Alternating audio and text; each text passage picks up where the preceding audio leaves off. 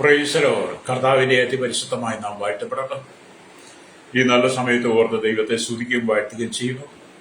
വിവിധ സ്ഥലങ്ങളിൽ രാജ്യങ്ങളുമായിരുന്ന് ദൈവവചനം കേൾക്കുന്ന എല്ലാ പ്രിയപ്പെട്ടവർക്കും കർത്താവായ യേശുക്രിസ്തുവിന്റെ വിലയേറിയ നാമത്തിൽ എന്റെ സ്നേഹവന്ദനം. അല്പസമയത്തെ ദൈവവചന ചിന്തയ്ക്കായി ഒരു ദൈവവചന ഭാഗം വായിക്കുന്നു. ആവർത്തന പുസ്തകം 33-ാം അധ്യായം, അതിന്റെ 16-ാമത്തെ വാക്യം. ഹല്ലേലൂയ. മുൾപ്പടർപ്പിൽ വസിച്ചവന്റെ പ്രസാദം യോസേപ്പിന്റെ ശിരസിന്മേലും തന്റെ സഹോദരന്മാരിൽ പ്രഭുവായവന്റെ നിറകുമേലും വരുമാറാകട്ടെ. വളരെ അനുഗ്രഹിക്കപ്പെട്ട നല്ല തിരുവെഴുത്താണ്. മുൾപ്പടർപ്പിൽ വസിച്ചവന്റെ പ്രസാദം. ആരാണ് മുൾപ്പടർപ്പിൽ വസിച്ചത്? മോശ ഇസ്രായേലിനെ അനുഗ്രഹിക്കുമ്പോൾ, അഥവാ യോസേപ്പിനെ അനുഗ്രഹിക്കുമ്പോൾ മുൾപ്പടർപ്പിൽ വസിച്ചവന്റെ പ്രസാദം എന്ന് പറഞ്ഞാൽ മോശയുടെ 80-ാമത്തെ വയസ്സിൽ ഹോരേബ് പർവ്വതത്തിൽ വെച്ച് മോശയ്ക്ക് മുൾപ്പടർപ്പിൽ പ്രത്യക്ഷമായ യഹോവയുടെ പ്രസാദം.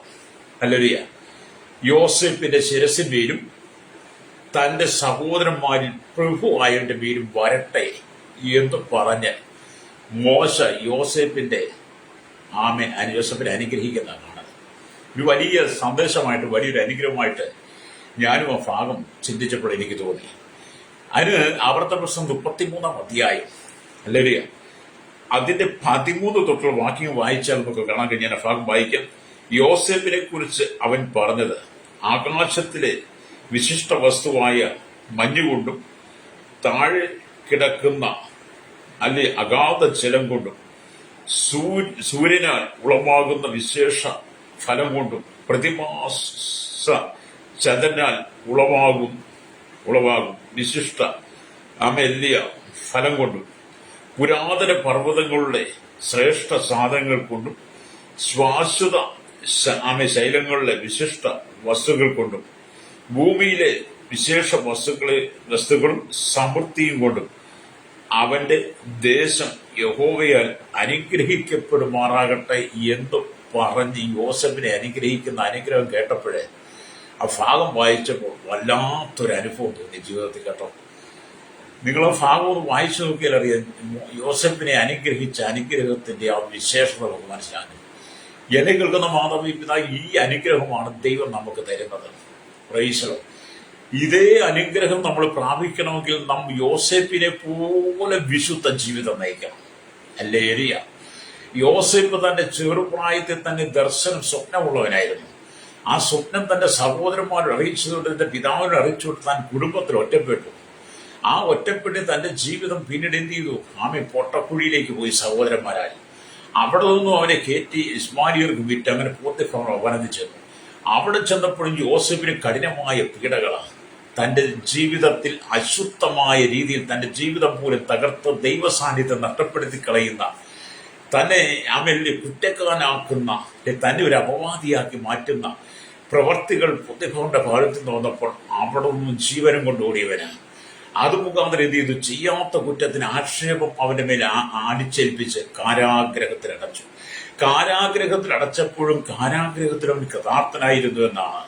എന്നാൽ കാരാഗ്രഹത്തിൽ കടന്നവർ കണ്ട സ്വപ്നത്തെ വ്യാഖ്യാനിക്കുവാൻ അവർക്ക് കഴിയാതിരുന്നപ്പോൾ യോസേപ്പ് ആ സ്വപ്നം വ്യാഖ്യാനിച്ചു കൊടുത്തതുകൊണ്ട് കാരാഗ്രഹം വിടുതൽ കിട്ടി. ഹല്ലേലൂയ. അത് പിന്നീട് ഫറവോൻ കണ്ട സ്വപ്നം വ്യാഖ്യാനിച്ചു കൊടുത്തപ്പോൾ യോസേപ്പ് മിസ്രൈമിലെ രണ്ടാമനായി മാറി. ഹല്ലേലൂയ. അങ്ങനെ യോസേപ്പിനെ കുറിച്ച് നിരന്തരമായ അനവധി കാര്യങ്ങൾ നമുക്ക് പറയുന്നുണ്ട്. ആ യോസേപ്പിന്റെ മരിച്ചുപോയി. ആ യോസേപ്പിന്റെ അസ്ഥികൾ മിസ്രൈമിൽ ഉണ്ട്. ഹല്ലേലൂയ.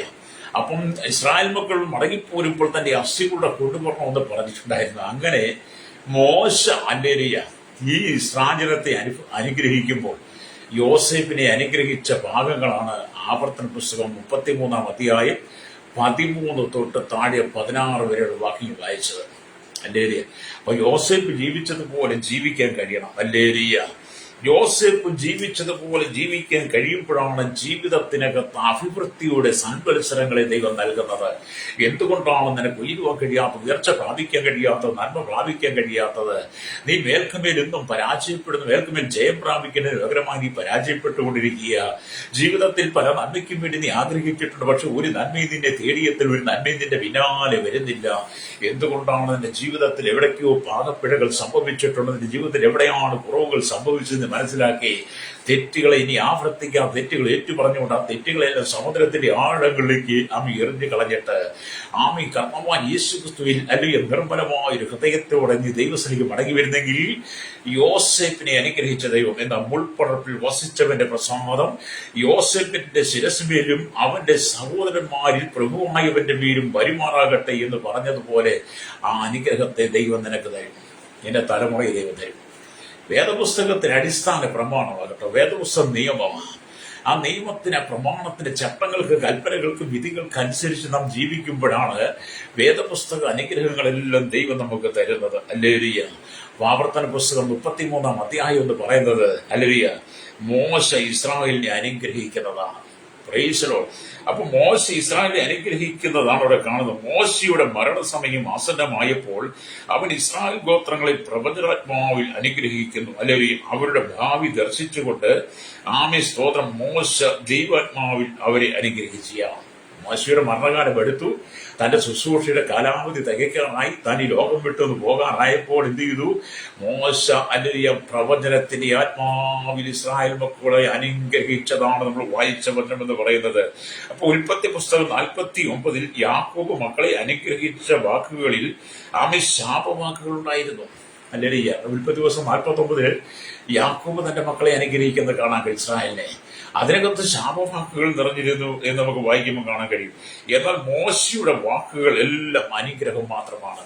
മോശയുടെ അനുഗ്രഹിച്ച് പ്രാർത്ഥിക്കുക, അനുഗ്രഹിക്കുന്ന പറയുമ്പോൾ ശാപവാക്കുകളൊന്നുമില്ല, അനുഗ്രഹത്തിന്റെ വാക്കുകളാണ്. എന്നെ കേൾക്കുന്ന മാതാവേ, പിതാവേ, നീ ഭൂമിയിൽ ആയിരിക്കുമ്പോൾ നീ ആരെയും അല്ലെ ശാപവാക്കുകൾ പറഞ്ഞാൽ വേദനിപ്പിക്കരുത്.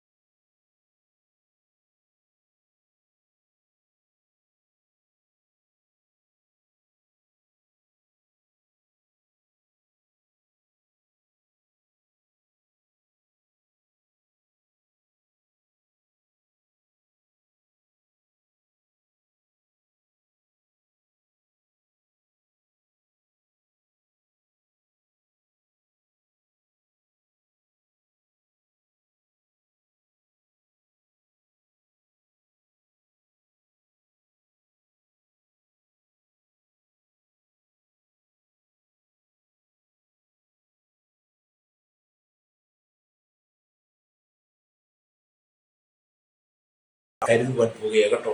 ഹല്ലേലൂയ. ദൈവം നിന്നെ അഭിഷേകം ചെയ്താൽ ഹല്ലേലൂയ, പിന്നെ നിന്നെ ആർക്കും ഒന്നും ചെയ്യാൻ പറ്റത്തില്ല. ദൈവത്തിന്റെ ആത്മാവ് നിന്റെ ഉള്ളിൽ വന്നാൽ ഹല്ലേലൂയ, പിന്നെ ഈ ലോകം മുഴുവൻ ഇളകി വന്നാലും നിന്നെ ഒന്നും ചെയ്യാൻ പറ്റും. നിന്റെ ശരീരത്തോട് ജഡത്തോട് അവർ പോരാടും, നിന്റെ ആത്മാവിനെ തൊടാൻ അധികാരമില്ല. ഹല്ലേലൂയ. അതുകൊണ്ട് മോശ ഇസ്രായേലിനെ അനുഗ്രഹിച്ചത് എത്ര ശ്രേഷ്ഠമായിട്ടാണ്. ഹല്ലേലൂയ. അപ്പൊ ഇവിടെ ദൈവത്തിന്റെ വചനം നമ്മൾ വായിക്കുമ്പോൾ കാണുന്നുണ്ട്, ഹല്ലേലൂയ, കാമികത്വം അഴിഞ്ഞു പോകുന്നതും. പത്രോസിന്റെ ലേഖനം വായിച്ചാൽ എന്താണ് കാണുന്നത്? പത്രോസിന്റെ ലേഖനം വായിച്ചാൽ നമ്മൾ കാണുന്നത്, പത്രോസിന്റെ ലേഖനം 1-ാമത്തെ വാക്യം വായിക്കും, ഇങ്ങനെ കാണുന്നുണ്ട്, അഴിഞ്ഞു പോകുന്നതും തീയിൽ ശോധന കഴിക്കുന്നതുമായ പൊന്നിനേക്കാൾ നിങ്ങളുടെ വിശ്വാസത്തിന്റെ പരിശോധന വിലയേറിയത് എന്നും യേശുക്രിസ്തുവിന്റെ പ്രത്യക്ഷതയിൽ പുകഴ്ചയ്ക്കും തേജസ്സിനും മാനത്തിനുമായി കാണുവാൻ അങ്ങനെ ഇടവരുമെന്ന്. ഹല്ലേലൂയ. എന്താണെന്നൊന്ന് വായിച്ചു നോക്കിയിട്ട്, അഴിഞ്ഞു പോകുന്നു തീ ശോധന കഴിക്കുന്നതുമായി പൊന്നിനേക്കാൾ നിങ്ങളുടെ വിശ്വാസത്തിന്റെ പരിശോധന എന്ന് പറഞ്ഞാൽ എന്താണ്? ഹല്ലേലൂയ. അവിടെ ഇങ്ങനെ വായിക്കുമ്പോൾ അഴിഞ്ഞു പോകുക എന്ന് പറഞ്ഞ് നശിച്ചു പോകുക എന്നാണ് അർത്ഥം. 2 പത്രോസിന്റെ ലേഖനം ഹല്ലേലൂയ 3:10 മൂലപദാർത്ഥങ്ങൾ കത്തി അഴിയും എന്ന് പറഞ്ഞിരിക്കിയാൽ പൊന്നും അതിൽ ഉൾപ്പെടും. അല്ലെങ്കിൽ ജപ്പാനിലെ ഹിരോഷിമയിലും നാഗസാക്കിയിലും 1945 അണുബോംബുകൾ വർഷിപ്പിച്ചപ്പോൾ നാശമില്ല എന്ന് കരുതിയിരുന്ന മൂലപദാർത്ഥങ്ങൾ എന്ത് ചെയ്തു? കത്തി അഴിഞ്ഞു പോയി. നമ്മളതൊക്കെ പറഞ്ഞാൽ അല്ലെങ്കിൽ ചെറുപ്രായമാണ്. ആ വാർത്തയിൽ അന്നൊക്കെ നമ്മൾ പറഞ്ഞു കേട്ടിട്ടുണ്ട്, അന്നൊക്കെ ഉണ്ടായിരുന്നവരെ. ഇന്നത്തെ കാലഘട്ടത്തിൽ അത് വായിക്കാനും പഠിക്കാനും ഒക്കെ നമുക്കുണ്ട്. ഹല്ലേലൂയ, സ്തോത്രം, ഹല്ലേലൂയ. അതുകൊണ്ട് ശാസ്ത്രജ്ഞന്മാർ സാക്ഷ്യപ്പെടുത്തിയിട്ടുണ്ട്, ഹല്ലേലൂയ, അത് അന്ത്യനാളിലും അങ്ങനെ സംഭവിക്കും. എന്നാൽ പത്രോസിന്റെ പ്രസ്താവനയിൽ നമുക്ക് മനസ്സിലാക്കാൻ കഴിയുന്നത്, പൊന്ന് തീയിൽ ശോധന കഴിക്കുന്നത് അലിയെ നശിപ്പിക്കാനല്ല, അതിന്റെ കീടം നീക്കി അതിനെ ശുദ്ധീകരിക്കാനാണ്. പൊന്ന് തീയിൽ ശോധന കഴിക്കുന്നത് നശിപ്പിച്ച് കളയാനല്ല, പിന്നെ എന്തിനാ? അതിനകത്തെ കീടം നീക്കിയെടുക്കാൻ വേണ്ടിയിട്ടാണ്. ഹല്ലേലൂയ, സ്തോത്രം, ഹല്ലേലൂയ. അത് ഒരു അഗ്നിശോധനയാണ്. ഹല്ലേലൂയ. വിശ്വാസത്തെ പൊന്നിനോട് ഉപമിച്ച് അതൊരു അഗ്നിശോധനയോടെ കടത്തിവിടും. നമ്മുടെ വിശ്വാസത്തെ പൊന്നിനോട് ദൈവം ഉപമിച്ചിട്ട്, വചനം ഉപമിച്ചിട്ട് ആ പൊന്ന് തീയിൽ കൂടി കടത്തിവിടുന്നത് പോലെ നമ്മുടെ വിശ്വാസത്തെ, ഹല്ലേലൂയ, നമ്മുടെ വിശ്വാസത്തെ തീയിൽ ശോധന കഴിക്കുന്നത് പോലെ ചിലപ്പോൾ കടത്തിവിടും. ഹല്ലേലൂയ. അങ്ങനെ ദൈവ മക്കളുടെ വിശ്വാസത്തെ പരിശോധിക്കാനാണ് അവരെ അഗ്നിശോധനയിലൂടെ കടത്തിവിടുന്നത്. ദൈവമക്കളുടെ വിശ്വാസം എത്ര വലുതാണെന്ന്, എത്രയുണ്ടെന്ന് അറിയാൻ വേണ്ടി നമ്മളെ ആ പൊന്നു തീയിൽ ശോധന കഴിക്കുന്നത് പോലെ നമ്മുടെ വിശ്വാസത്തെ, പ്രിയ കഷ്ടങ്ങൾ കടന്നു വരുമ്പോൾ, നൊമ്പരങ്ങൾ കടന്നു വരുമ്പോൾ, കടബാധകൾ കടന്നു വരുമ്പോൾ, ഇല്ലായ്മ കടന്നു വരുമ്പോൾ, രോഗം കടന്നു വരുമ്പോൾ, 4 വശത്തും നമുക്ക് നേരെ ജനങ്ങൾ എതിർത്ത് നിൽക്കുമ്പോൾ, ഹല്ലേലൂയ, നമ്മുടെ വിശ്വാസത്തിന്റെ ശോധനയൊക്കെ നമ്മൾ പലപ്പോഴും മാറ്റി, വിശ്വാസം പോലും നമ്മളിൽ നിന്ന് മാറിയിട്ട് നമ്മൾ പലപ്പോഴും ഇസ്രായേലിനെ പിറുപിറുത്തതുപോലെ പിറുപിറുക്കും. അതുകൊണ്ടാണ് ഹല്ലേലൂയ പത്രോസ് പറഞ്ഞത്, അഴിഞ്ഞു പോകുന്നു തീ ശോധന കഴിക്കുന്നതുമായി പൊന്നിനേക്കാൾ നിങ്ങളുടെ വിശ്വാസത്തിന്റെ പരിശോധന വിലയേറിയത് എന്ന് യേശുക്രിസ്തുവിന്റെ പ്രത്യക്ഷതയിൽ പുകഴ്ചയ്ക്കും തേജസ്സിനും മാനത്തിനുമായി കാണുവാൻ അങ്ങനെ ഇടവരുമെന്ന്. അവിടെ വിശ്വാസം വർദ്ധിക്കണം കേട്ടോ. ഹല്ലേലൂയ. അപ്പോസ്തലൻ പൗലോസിന് എത്രയോ കഷ്ടപ്പാടുകളും വേദനയും നേരിട്ടു. എങ്കിലും അവൻ തീയുടെ നടുവിൽ പൊന്നുപോലെ കാണപ്പെട്ടു. മുൾപ്പടപ്പിൽ വസിച്ചവന്റെ പ്രസാദം പൗലോസിന്റെ മേലും ഇറങ്ങി വന്ന് കഴിഞ്ഞപ്പോൾ പൗലോസിന് അഗ്നിയായി മാറി, ഒരു തീനാളമായി മാറി. തന്റെ ശുശ്രൂഷയ്ക്കകത്തുള്ള ആത്മീയുടെ പ്രവൃത്തി വെളിപ്പെട്ട്, ഹല്ലേലൂയ, എന്നെ കേൾക്കുന്ന ദൈവമക്കളെ, കർത്താവിന്റെ കൃപയാൽ നിങ്ങൾക്ക് മേൽക്കുമേൽ അഭിവൃദ്ധി പ്രാപിക്കുമ്പോൾ, അഭിവൃദ്ധി പ്രാപിക്കാൻ മുൾപ്പറപ്പിൽ, ഹല്ലേലൂയ, മുൾപ്പറപ്പിൽ വസിച്ചവന്റെ പ്രസാദത്തിൽ നീ ജീവിക്കണം കേട്ടോ. അവന്റെ ആ സാന്നിധ്യത്തിന്റെ മേൽ വരണം. ഹല്ലേലൂയ, സ്തോത്രം. ഇന്ന് നിങ്ങൾ നേരിടുന്ന പോരാട്ടങ്ങളും ശോധനകളും, ഹല്ലേലൂയ, അത് കണ്ട് നിങ്ങൾ തളർന്നു പോകരുത്. നിങ്ങൾ നേരിടുന്ന ശോധനകൾ കണ്ട് നിങ്ങൾ തകർന്നു പോകരുത്. ഹല്ലേലൂയ. ലോകത്തിൽ നിങ്ങൾക്ക് കഷ്ടമുണ്ടെങ്കിലും ധൈര്യപ്പെടും, ഞാൻ ലോകത്തെ ജയിച്ചിരിക്കുന്ന യേശുക്രിസ്തു. യോഹന്നാൻ 16:33 പറയുന്നത്. ഹല്ലേലൂയ. ഞാൻ വായിച്ച വചനത്തിലേക്ക് നിങ്ങൾക്ക് വേണ്ടി പ്രാർത്ഥിക്കാം. ഞാനും അനുഗ്രഹിച്ച് പ്രാർത്ഥിക്കാൻ പോവുക. എന്താണ് മോശ പറഞ്ഞത്? യോസേഫിനെ അനുഗ്രഹിച്ചു എന്താണ് പറഞ്ഞത്? ഹല്ലേലൂയ. മുൾപ്പടപ്പിൽ വസിച്ചവന്റെ പ്രസാദം യോസേഫിന്റെ ശേഷുവിനും തന്റെ സഹോദരന്മാരിൽ പ്രഭുവായവന്റെ നിറകുവീരും വരുമാറാകട്ടെ എന്ന് പറഞ്ഞ് അനുഗ്രഹിച്ചപ്പോൾ ഞാൻ വേണ്ടി പ്രാർത്ഥിക്കാൻ പോവുകയാണ്. അതെ, പരിപരുക്കൻ വാക്കുകളല്ല, വേദനയുടെ വാക്കുകളിൽ ദൈവം നിന്നെ അനുഗ്രഹിക്കാൻ പോവുക. നിന്റെ കണ്ണുനീര്, ദുഃഖ സങ്കടം കാണുന്ന ദൈവം ഇന്ന് പകൽ നിന്റെ ജീവിതത്തിൽ ചില അത്ഭുതങ്ങളെ ചെയ്യുവാനാകും. നിന്റെ കുടുംബത്തിൽ ചില അത്ഭുതങ്ങളെ ശിവൻ ആഗ്രഹിക്കുന്നു. എൻ്റെ ജീവിതത്തിലെ ഹല്ലേലൂയ ആ ഭാരമുള്ള അനുഭവങ്ങളെ, ആ സങ്കടപ്പെടുന്ന, ദുഃഖമുള്ള, നീ ഏത് വിഷയത്തിൽ ഭാരപ്പെടുന്നു അതിന്മേൽ ദൈവത്തിന്റെ പ്രസാദത്തിന്റെ പേര് കണ്ണുകളടച്ചാട്ട്. പരിശുദ്ധ ഞങ്ങളുടെ നല്ല ദൈവം ഈശ്വർക്ക് പിതാവി അനുഗ്രഹിക്കപ്പെട്ട നല്ല സമയത്തിനായി ഈ വചനം കേട്ടുകൊണ്ട് വലിയൊരു ചെറിയൊരുമായിരിക്കുന്ന കേരളത്തിൽ ലോക രാജ്യം 800 കോടി ജനങ്ങൾ വലിയ ചെറിയ ജാതി മത വർഗ വർണ്ണ വ്യത്യാസം കുട്ടിലോട്ട് കൊട്ടാരത്തിൽ പാർക്കുന്ന ശൈശവത്തിന് ബാല്യത്തിൽ കൗമാരി യുവനത്തിന് വാർത്തയിലാനും വൃത്തരാശന യാചകർ ഓർഫനേജ് ഓട്ടങ്ങളിൽ തടവറയിലായിരിക്കുന്ന എല്ലാ ഫറാദികളുടെ ന്യായന്മാരെ, എല്ലാ ക്രമസമാധാന രംഗത്ത് നിൽക്കുന്ന എല്ലാ വിഭാഗത്തിലുള്ള ജനങ്ങളെയും മത നേതാക്കന്മാരെ, സാമൂഹിക മാധ്യമ മീഡിയ സയന്റിസ്റ്റ് എഞ്ചിനീയർമാർ അടക്കം എല്ലാ രാഷ്ട്രീയ നേതാക്കന്മാരുടെയും കർത്താവി ദൈവത്തിന്റെ ഈ കൃപ ഇറങ്ങി വരട്ടെ. അവർ മാനസാന്തരപ്പെട്ട് മോശയിൽ വസിച്ചവന്റെ ആ ദൈവകൃപ ഹലിയ തുറന്ന് പുതിയ നിവസങ്ങളിലേക്ക് വരുമ്പോൾ പുസ്തകമായി വസിച്ച ആ ദൈവ സാന്നിധ്യത്തിലൂടെ സകല ജനത്തിന് വീടും നിറയ്ക്കാനേ. മാനുഷിക വാക്കുകൾ വേദനിക്കുന്നതും പരിവർക്കൻ വാക്കുകളുമാണ്, അത് പള്ളി വേദനിപ്പിക്കും.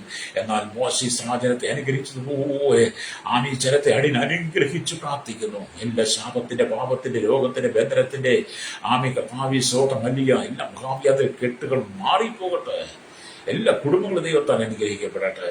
സകല മുഖത്ത് എടുക്കണം യേശുവിന്റെ നാമത്തിൽ തന്നെ. ആമേൻ, ആമേൻ.